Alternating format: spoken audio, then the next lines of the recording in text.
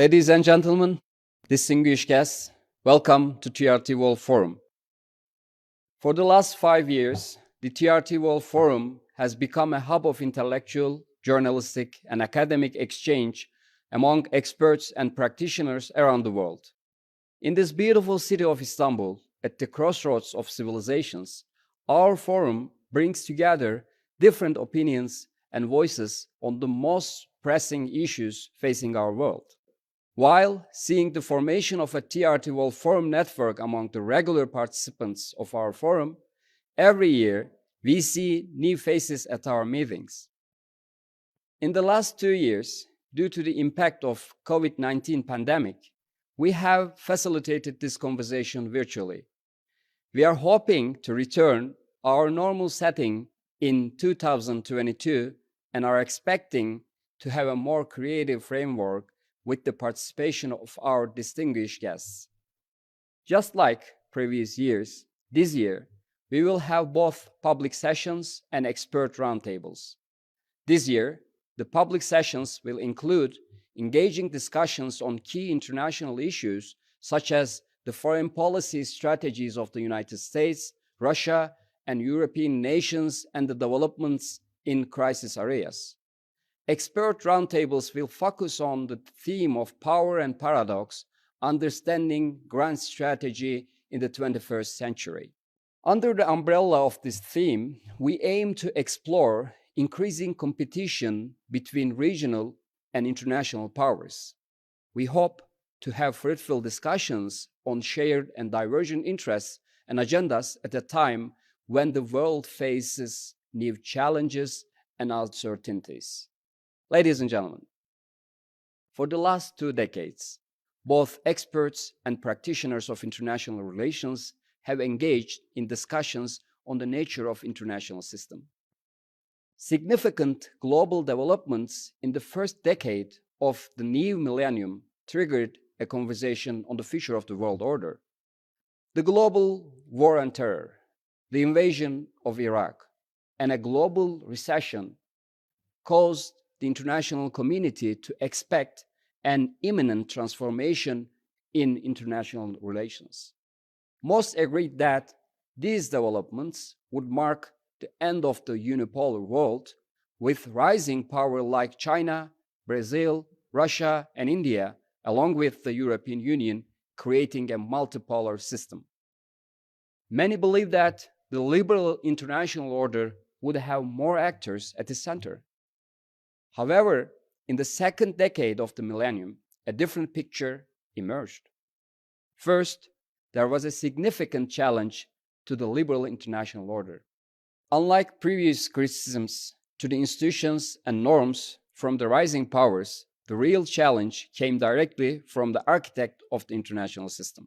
The United States, especially during the previous administration, targeted international institutions. This led to rising distrust towards international organizations across the world. In the meantime, a trade war started between the world's 2 largest economies. At the end of the decade, there was less discussion about a multipolar international system and more focus on a world of great power competition. The COVID-19 crisis hit the world at the worst possible time since the end of the Cold War. In 2020, many international conflicts were left unresolved in different parts of the world. These crises occupied most of the time and energy of foreign policy makers across the world. They make it very difficult for nations to focus on forming long-term strategies and dealing global threats. Second, the lack of a reform process left international institutions weak and unprepared to handle major global crises. Not only United Nations, but also more specialized institutions, including the World Health Organization, proved to be unable to resolve global crises. Third, the idea of international cooperation was at its lowest point when the pandemic struck.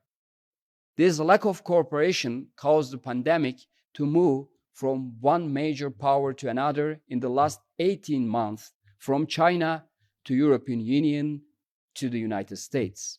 Every country preferred to act unilaterally, followed protectionism when it came to medical equipment, and failed to develop a framework to respond collectively to the crisis. Furthermore, the COVID crisis also demonstrated that the existing inequalities in the world are a major threat, not only to less developed nations, but all across the world. It was understood that without a fair distribution of resources and equipment, no one should expect to end the existing pandemic. Now, after 2 years of COVID-19, we see the light at the end of the tunnel. We are at the age of the third decade of the new millennium. And from previous 2 decades, we have learned significant lessons that could provide signposts for building grand strategies for all nations. The emergence of global crises in the last 20 years, from terrorism to humanitarian issues, from climate change to COVID-19, show that we need a new approach in designing grand strategies of our nations. Every nation may have different near-term and long-term objectives in their foreign policies, of course. However, the previous 2 decades demonstrate that nations should pay attention to regional and global crises more diligently while formulating their grand strategies. Globalization not only erodes the boundaries among nations, but also dissolves the barriers that nations can build to avoid regional and global crises. For instance, in addition to security risks, long-lasting conflicts can create humanitarian challenges and economic and social problems for the region. They produce a critical distraction for foreign policymakers. Further, we have seen that international organizations require urgent reform to deal with global issues, from humanitarian disasters to global climate change, in a more efficient manner. Every country's grand strategy necessitates a clause to help with reform and make these institutions more effective. Finally, states must recognize that global problems require global solutions. The emergence of global crises demonstrates that without finding a global solution to these problems, it is impossible to attain the goal of stability and security. In the last few years, Turkey has followed these existing and emerging challenges in the international system and taken steps to respond to these challenges. Under the leadership of our President, Recep Tayyip Erdoğan, we have revised our foreign policy strategy to respond not only to our immediate security concerns, but also to regional and global problems. We made the resolution conflicts in our immediate neighborhood an important priority for our foreign policy. Turkish foreign policy makers have been involved in different initiatives to resolve the conflicts in Syria, Libya, and Iraq. We have also invited affected parties to engage in dialogue and constructive diplomacy in other crisis areas, including the Eastern Mediterranean and the Azerbaijan-Armenia dispute. President Erdoğan called on nations to form international conference to negotiate and settle the disputes in these areas. Turkey also understands the importance of reform process for international institutions. Under its current structure, international institutions fail to provide solutions to global problems. UN Security Council reform is long desired, however, has yet to be attained. In the last few years, we have seen that the failure of this council to take decisive action has led to significant regional problems. We support a reform process for the organization and think it would serve both for the interests of Turkey and other nations across the world. Finally, from the very beginning of the COVID-19 crisis, we supported the idea that global problems necessitate global solutions. Solidarity and cooperation among nations are key to resolve these problems. Turkey took every step during the crisis to cooperate with and support other countries in this pandemic, and it will continue to do so. We believe that without effective burden sharing and cooperation, we only contribute to the prolongation of this crisis. In the age of a global pandemic and great power competition, it is important for nations to rethink their foreign policies and grand strategies. Priorities and objectives need to pay attention to what has been taking place in the world in the last 2 decades. Our foreign policies need to have visions to handle global problems. The competition among nations may allure countries to maintain the status quo. However, in those 2 decades, we all have seen the failure of that approach.